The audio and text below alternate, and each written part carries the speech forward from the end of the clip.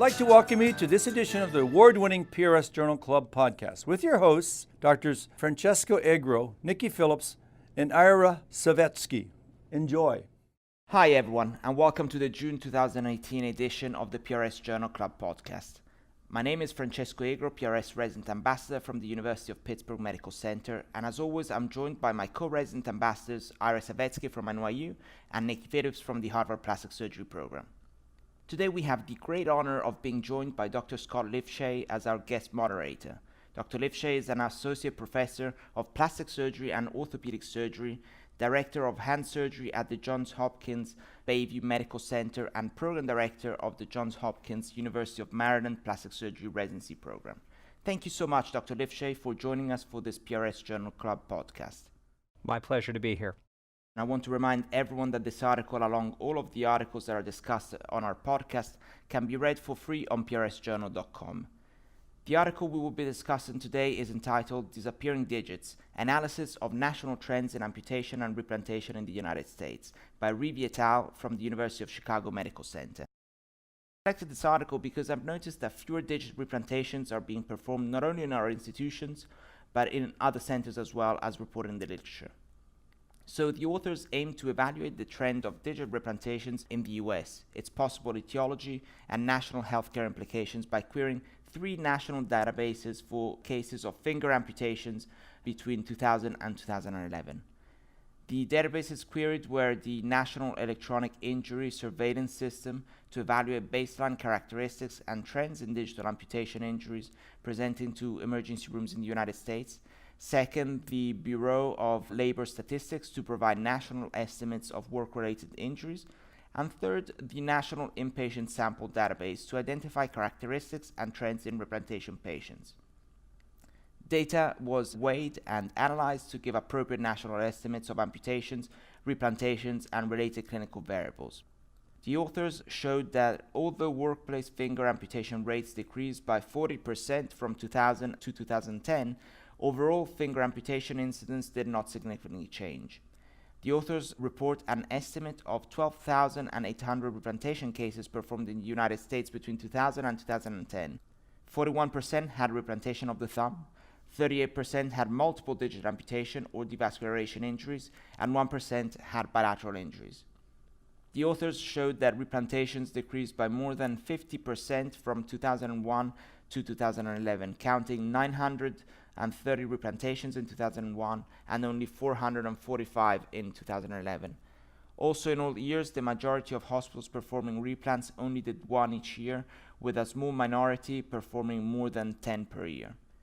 In 2000, 12% of hospitals performed at least 1 replant compared to only 7.6% of hospitals in 2010. I thought this was a very interesting study because it confirmed that we are performing less replantations than we used to. The authors offer as explanation of this decrease in replantation rates the decrease in work-related injuries, global change in selection for replantation, or an overall decrease in enthusiasm for replantation, either by patient or surgeons, but most likely by surgeons. The most likely reason for this decrease in enthusiasm is probably due to the decreased functionality, even if the replants are successful. I would like to direct our listeners to an article by Zhu et al. Discussing this very topic in the February edition of PRS. One of the main limitations of this study is the fact that some of the databases are unrelated and thus do not allow for direct comparison between patient or hospital variables for amputation and replantations. An interesting idea that was brought forward by the authors, which is the potential need to develop specialized regional replantation centers designed to care for these complex injuries. On the one hand, as a patient, you want to be operated by the surgeon who does the greatest number of cases. However, on the other hand, I think that if these centers are created, plastic surgery trainees as well as orthopedic surgery trainees will not acquire the adequate skills to tackle these cases when they are in practice facing these cases alone. And this would especially be an issue, in my opinion, in areas that do not have these specialized centers and thus rely on the local plastic or hand surgeon. Regardless, I want to commend again the authors for highlighting this issue. And with this, Dr. Lifchez, I was wondering, what are your thoughts about the decline in replantation and whether you think it is related to the functional outcomes of replanted digits? I do think there's a direct relationship between the relatively more recent studies that have shown the outcomes of single finger replantation, particularly zone 2 single finger replantation, compared to the time and expense, and not just of dollars in the hospital, but time that the patient's off of work, time that the patient's in therapy, time before that they can return to work or return to whatever their regular activities are, while they are waiting for this replantation to fully heal, be fully rehabilitated, as compared to, again, using the example of a single finger zone 2 amputation, a well-done revision amputation, and the time, energy, and expense of time, not just money, that is done that gets them back to their functional status in a much quicker fashion. Now, the trade-off is, since we're not replanting everything we can try to replant, as the authors observed, maybe we're not as good at it when it is this critical situation, in the usual indications being thumb or multiple digits or children. So I do think there's a direct relationship between outcomes and why we aren't replanting as much as we used to.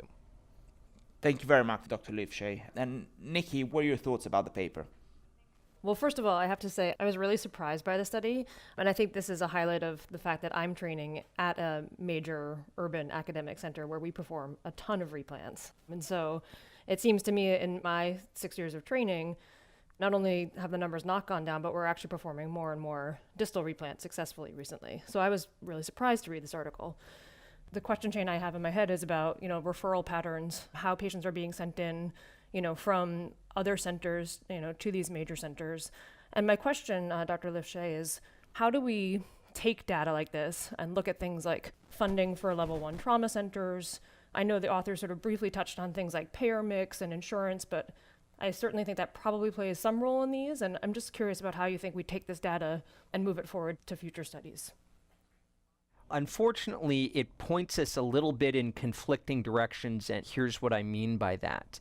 On the one hand, there's been some recent work through the Hand Society and other groups about requiring level 1 trauma centers to have 24/7 microsurgery coverage, including replantation, or to have a standing written agreement of where patients with those needs would get transferred to, as opposed to issues in prior years or decades where a designated level 1 trauma center could just say, oh, sorry, we don't have a microsurgeon, and then the ER has to figure out where to send the patient to. So on the one hand, you do want a level 1 trauma center to be a comprehensive trauma center, including if somebody has a hand off or multiple digits off or a thumb off, or be able to take care of a child. On the other hand, is it practical from a societal standpoint to do this? How many of these do we need to have?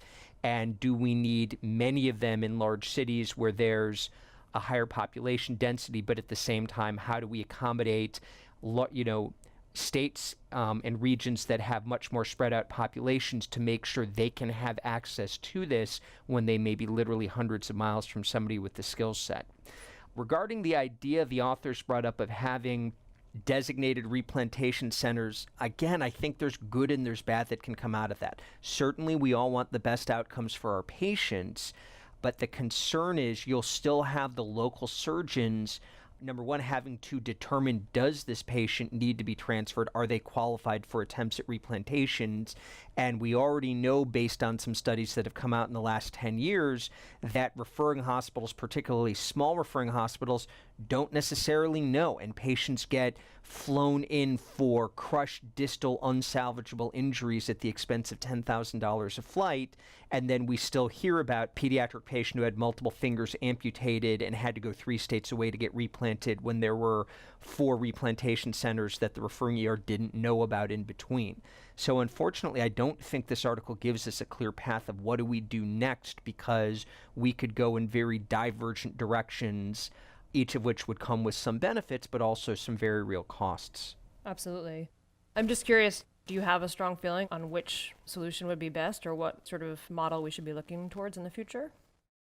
I like the idea of having level 1 trauma centers all have 24/7 microsurgery coverage or standing transfer agreements, just because I think the American College of Surgeons does a reasonably good job of ensuring that there are trauma centers at a high enough density that patients won't have to go too far to get to them. And if you use that as your starting point of making sure that either a microsurgeon, somebody who can do a replantation, is there, or they know right away where they're sending somebody to, I think that's probably more cost effective, and it's also probably much easier to implement because the ACS trauma system already exists. And then what about the question, I'm sorry, I sort of bundled a bunch of questions together about patient insurance and payer mix. Do you think that's playing a role, or do you think that's really not a factor here?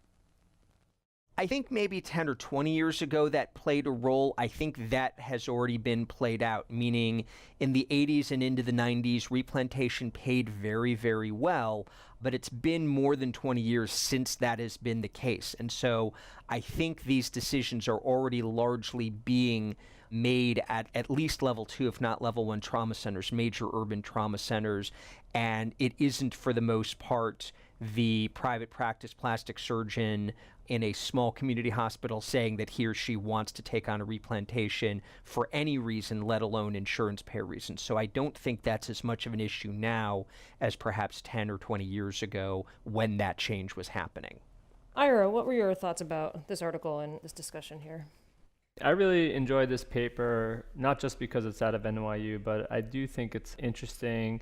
And I personally find that there's a tremendous variability of attempted replants here. And it's really, a lot of it's based on chiefs, hand fellows, attendings on call. And I think the authors do a good job pointing out some of the potential variables associated with that. And I think there are two major factors. There is relatively subjective criteria when making the decision, and there is a variability in enthusiasm, I find. I think all of us as residents were familiar with the absolute indications, a thumb, a multi-digit, or children. But again, there is a gray area, and there's also a lot of other factors besides just the physical exam findings. You have laborers who they lose a digit, but they're supporting their entire family and they can't miss a day of work. So there are many factors, but something that you guys had spoken about already is when transferring to a large regional center that does this a lot, there is a lot of confusion from smaller hospitals as to what should get transferred, what should not. And I was wondering, Dr. Lifchez, your thoughts about, is there some variables that we could sort of standardize to add objectivity, not just for us, but for other centers, so that they could sort of make an easier decision as to what should or should not be sent? I think you can get some information from mechanism of injury that these databases didn't always have available. Crush versus clean cut versus, variable in between as far as what are the quality of the parts likely to be. They're pretty good about relaying health status and that sort of thing. I think there's an important potential future role for telemedicine in this. Something as simple as being able to see an image, an x-ray, and a photograph of the hand and the amputated parts, I think could give a potentially receiving center or surgeon a lot of good information that a local center where this may be the only one that they will see this year, and even just the act of describing what they're seeing may be challenging, and a well-intended description may still provide unintentionally misleading information to the receiving surgeon regarding what it is they think they will or won't be getting. So I think there's an important role that can play along with simpler things like mechanism of injury, but I think telemedicine could do a lot of that, and the means of doing that securely and in a HIPAA-compliant way are coming together and exist regionally in local areas. But I think if I had to pick one thing, that may make the greatest potential, because then the person saying yes or no has a lot better information than they might otherwise get in terms of deciding whether or not to receive that patient. I think that's an excellent point, and I think that would advance it tremendously. Oftentimes, what happens is we'll get a transfer, and they'll say to evaluation for a replant, and oftentimes it's nothing, and they arrive 10 minutes later after that, and then sometimes they'll arrive several hours later, and it's actually something that needs to be put back on. And I think you're right. I think some type of telemedicine or virtual consult could sort of help expedite that process. Being the residency program director, I want to get your thoughts about in terms of education, and it's something that you had touched on briefly. Now, obviously at a large program like Hopkins or MGH or Pittsburgh or here at NYU, I think we all get enough experience with replantation. But if you're at a smaller community program, or let's say you're somewhere outside the United States, how do we ensure that trainees are going to be appropriately trained? Trainees that don't have the exposure, should they spend a month or so somewhere else, similar to what some programs do for burn surgery, let's say? That's a very fair question, and I'm not sure that I know the right answer. Here's what I think. I do see this in action in some programs already. A program not very far from us sends their residents to the other major hand center in town with us so that they can get a good hand experience because they don't have a lot of that within their own department. That is certainly a solution if you're in a fairly dense area like the East Coast. As you go further west between the coasts and your programs are further apart, that is a very good question. What do you do if you're in some smaller city in the U.S. and you just don't get a lot of replants? And you can go one of two ways. One way would be to say, maybe we don't need to have residents see replantation, and that's something that if you want to do, you do a fellowship. I'm biased as a hand surgeon. I don't prefer that option, but I've heard people make that argument. The other option is to create an organized experience, and you do have to partner with other institutions. And again, some programs do this already, with the RRC already requiring that you have to have a certain number of replants and revascularizations. Programs are already identifying, can they deliver that locally? And if not, they're making arrangements to do that, or they can't maintain their accreditation. So I think to some extent, we're already answering our own questions. I guess the next step would be, if we choose to say we're going to make the number of places that do replants and revascularizations a smaller number, will more programs have to figure out how to make those logistics work, and then it does become more challenging. So I think it is still worthwhile to have it ideally in your own program within a plastic surgery residency, or in a neighboring program if your particular primary hospital doesn't have it, rather than the alternative of saying there are certain things that you just don't see until you do a fellowship. I'm not as fond of that option. Staying on the topic of training residents, do you mind offering some pearls on how to set yourself up for success when preparing for finger replantation, and also what are your indications for replantation? Fair question. Where I practice, we have a lot of blunt trauma, so unfortunately the parts that come to me are often not in very good shape. The good shape parts are the people who happen to be doing home remodeling and a circular saw got to them. But when they're, rolled over and ripped off by the roof of the car against the highway, they come in to see us, but they're oftentimes not salvageable. The usual indications that we've talked about, thumb multiples, and if it's all of the fingers, I may be a little bit more liberal in terms of the quality of the finger that I'm going to try to put back on, if the alternative is they're going to be literally 0 fingers left behind. Regarding how do I go about a multiple digit replantation, some of it is the resources available. Generally in the middle of the night, it's me and one fellow and an OR staff who may or may not be familiar with this. I will generally go contrary to what I see as the current teaching of structure by structure. I generally will do finger by finger and choose the one I think I can save and do that first, then the next, then the next. And the reason being, I just don't think with the logistics I have where I personally am working, I can get the bones together fast enough, the arteries together fast enough, that by the time I get to the fourth one, I haven't created a new warm ischemia injury. So that's a personal preference, and I recognize that it's different than the dogma. That's great. Thank you so much for sharing your expertise. And I thought these were all great points. I really enjoyed today's podcast, and I think with that, we'll end our discussion of this article.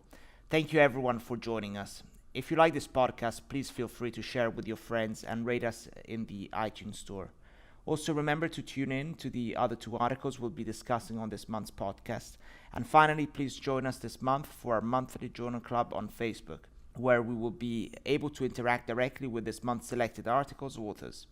Go ahead and like the Plastic and Reconstructive Surgery Facebook page if you have not yet done so already, and it is there where our monthly journal club takes place.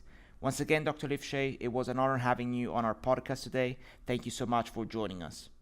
My pleasure.